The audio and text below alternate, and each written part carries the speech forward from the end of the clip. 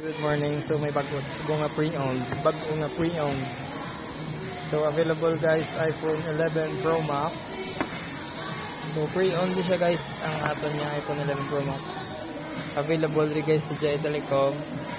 So 100% ang battery percentage or ang battery health.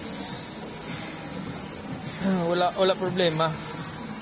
So bago pa guys. iPhone 11 Pro Max.